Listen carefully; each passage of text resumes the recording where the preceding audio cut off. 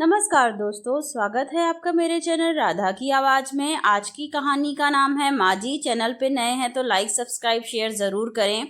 मीना जी के घुटनों में तकलीफ रहती थी, जिसके कारण वो चल फिर नहीं पाती थी। घर में उनके बेटा सतीश, बहू रूपा और एक पोती आयशा थी। सतीश की शादी को 6 साल हो चुके थे।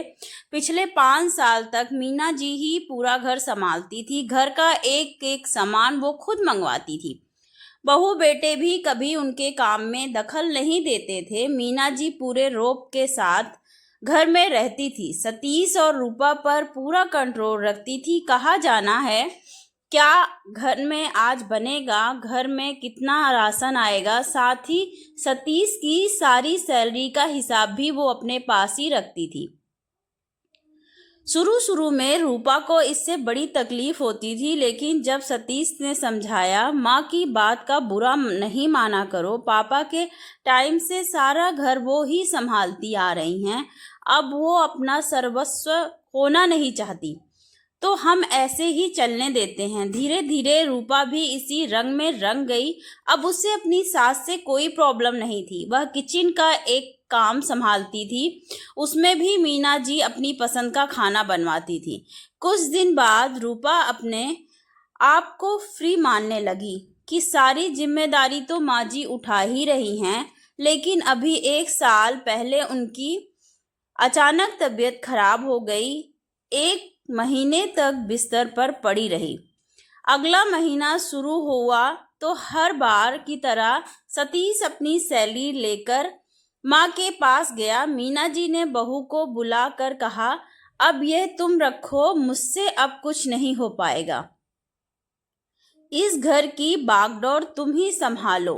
यह सुनकर रूपा बोली, नहीं माँ जी, सब कुछ आप ही संभालेंगी। अब बैठे बैठे बस काम बताती जाइए, हम करते जाएंगे जैसे पहले करते थे।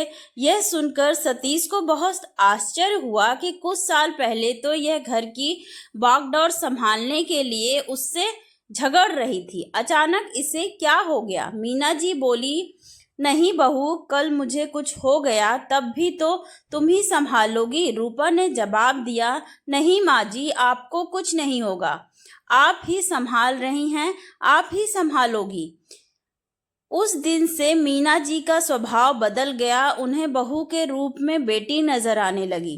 पहले वो सारा कुछ अपने हाथ में इसलिए रखना चाहती थी कि कहीं मेरे बेटे बहू मेरे ऊपर जुल्म ना करने लगे, कहीं बेटा आंखें ना बदल ले, कहीं मुझे घर से निकाल न दे। रूपा पहले की तरह ही माँ जी की पसंद की सब्जी बनाती थी। घर का सामान वो खुद लेने जाती थी, लेकिन अगर एक एक पैसे का हिसाब अपनी सास को देती और बाकी बचे पैसे भी उन्हें दे देती थी। एक दिन रूपा अपने पीहर गई थी। सतीश अपने ऑफिस जा चुका था। शाम को दोनों वापस आ गए। तब मीना जी ने दोनों को अपने कमरे में बुलाया। बेटा, मैंने आज वकील को बुलाकर अपनी वसीयत कर दी है। यह घर तेरे नाम कर दिया है और ये तिजोरी की चाबी, जेवर, रुपए, पैसे सब मैं बहू को देना चाहती हूँ। तभी रूपा बोली, माँ जी, इसकी क्या ज़रूरत है, आप ही संभालिए ये सब। मीना जी बोली, बेटा, मुझे तुम दोनों पर भरोसा नहीं था। जैसे कि कल हो रहा है, बुजुर्गों के साथ बुरा सलूक किया जा रहा है, मैं उससे डर गई थी। लेकिन अब मुझे तुम दोनों पर विश्वास है, इसलिए मैं ये सब तुम्हें सौंप देना चाहती हूँ। अगले दिन से रूपा सब कुछ संभालने लगी। मीना जी निश्चिंत होकर अपने कमरे में बैठी रहती थी, लेकिन उन्हें यह देखकर और भी आश्चर्य हुआ कि उनकी बहू आज भी उनकी पसंद का खाना उनसे पूछकर ही बनाती है। अगर दोनों कपड़े खरीदने जाते हैं तो पहले साड़ी अपनी सास के लिए लेती थी। रूपा को अब तक आदत पड़ चुकी थी कि वह सारा काम माँ जी से पूछकर करे। 2 महीने बाद मीना जी का देहांत हो गया। घर में रोना पीटना मचा था। 13 दिन तक मेहमानों का तांता लगा रहा। 13वीं के बाद सभी धीरे धीरे विदा हो गए। सतीश अपने ऑफिस चले जाते, रूपा और उसकी बेटी दोनों घर में अकेले रह जाते। लेकिन रूपा को कुछ भी ध्यान नहीं रहता। वह कुछ भी काम करने से पहले, यहाँ तक कि खाना बनाने से पहले भी माँ जी के कमरे में पहुंच जाती, उनसे पूछने। खाली पलंग को देखकर उसकी आंखों से आंसू बहने लगते। एक दिन वो उस कमरे की सफाई कर रही थी, तभी उसे एक खत मिला। उसने खत पढ़ा तो उसके नाम का ही खत था। उसमें लिखा था, बहू मैं जानती हूँ तुम मेरे जाने के बाद भी मेरे कमरे में मुझसे पूछने आओगी कि माँ जी क्या बनेगा, क्योंकि तुझे मेरी आदत पड़ चुकी है और आदतें इतनी जल्दी बदलती नहीं। लेकिन बेटी अब अपनी गृहस्थी संभालना सीख ले, अपने तरीके से अपनी गृहस्थी चला। हमारा समय और था, तुम्हारा समय और है। अपनी पसंद का खाना, बाहर घूमना, अपनी पसंद के कपड़े खरीदना, ये सब तुझे अकेले ही करना होगा। मेरी बातों से कभी तेरा दिल दुखा हो तो मुझे माफ़ कर देना। मुझे पता है जब तक मैं थी तू बेफिक्र थी, लेकिन अब तेरे सर पर छत नहीं है, तुझे खुद ही छत बनना पड़ेगा, जिसके नीचे तेरा पति और तेरी बेटी सुरक्षित रहें और बेफिक्र रहें। मुझे पता है यह तू अच्छे से कर पाएगी।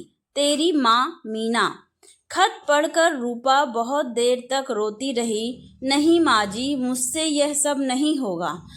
मुझे वाकई ऐसा ही लग रहा है जैसे मेरे सिर पर छत नहीं है और मैं खुले आसमान के नीचे हूँ, जहाँ बारिश, आंधी, तूफान सब आएगा।